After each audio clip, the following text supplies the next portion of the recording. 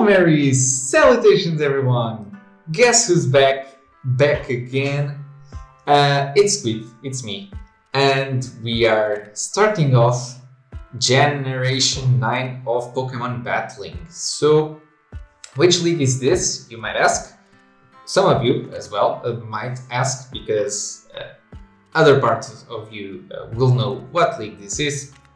This is the Game Room Season 6. It's a singles league, but with a twist, because you actually play 4v4 battles in a best of 3 series. I think it's a rather interesting format, so I decided to give it a go.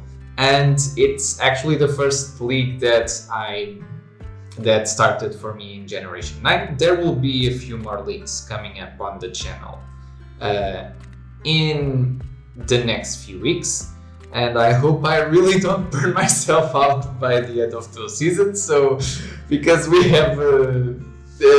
might have joined in more leagues than we used to, but oh well. So that basically that's the channel update, guys. It's what you should expect in the next few weeks. Now that I'm back, lots of Pokemon Draft League battles here on the channel. And some analysis like this one, because, yeah, I think analyses are fun to do.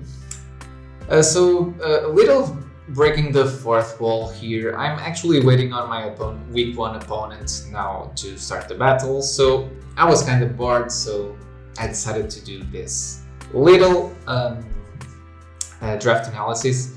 And there's actually been a few, not quite power rankings, but let's say enlightenment by some of the mods of this server.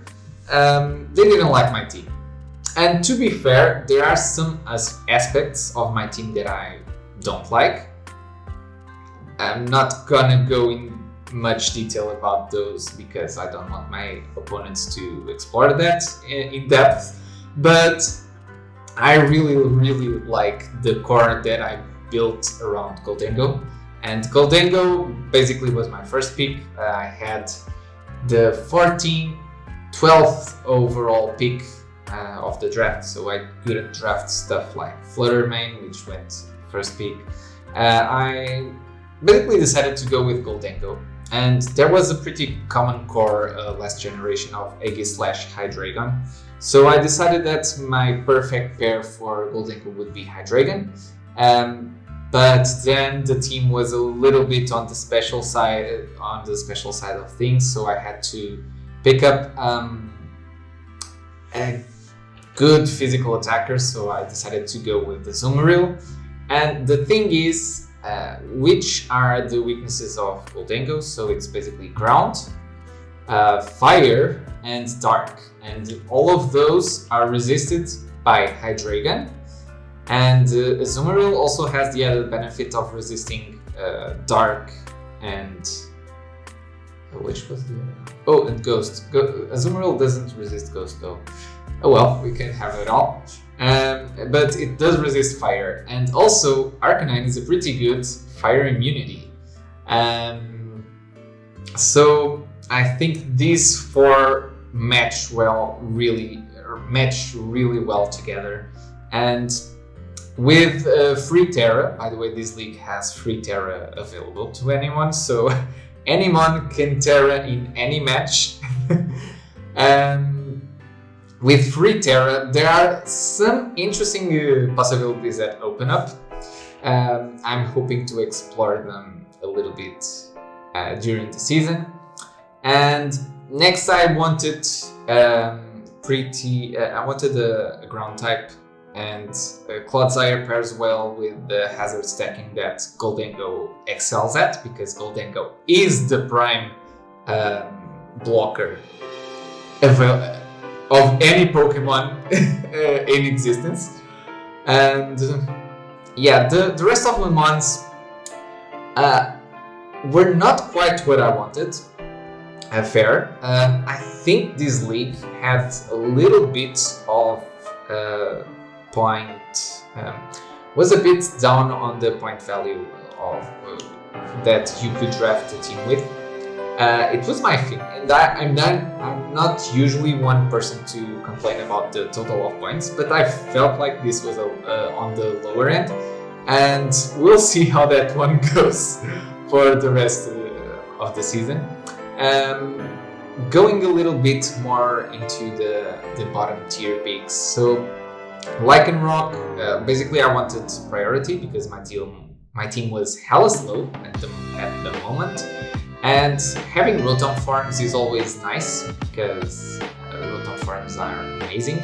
Even if it's one of the lower tiered ones, I feel like there's still some interesting possibilities with Terra Blast. I could go into Ice type, and then I have a nice stab that with Terra Blast that doesn't miss.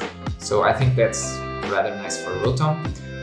Primeape, I wanted to test out Violet Primeape because that's an option now. You can still run Choice Scarf sets, you can still run Bulk Up sets, but Bulk Up sets now are better because of Violet in my opinion. And also you can run Choice Band sets with Primeape and it will still hit pretty hard. Wigglytuff, I really just needed a normal type to counter pesky offensive ghost types that are spamming the generation, and also having another dark resistance is also nice because dark types are really scary in this generation. And Jumpluff was kind of meh, I'll admit it. I didn't know what else to pick. It has a pretty good speed tier that might come in handy in some situations, but I'll admit it's not my first. It wasn't my first choice as a grass type, but oh well, here we go. And this is the team. Like I mentioned, I think the main strength of the team is that it covers each other's weaknesses rather well, in my opinion.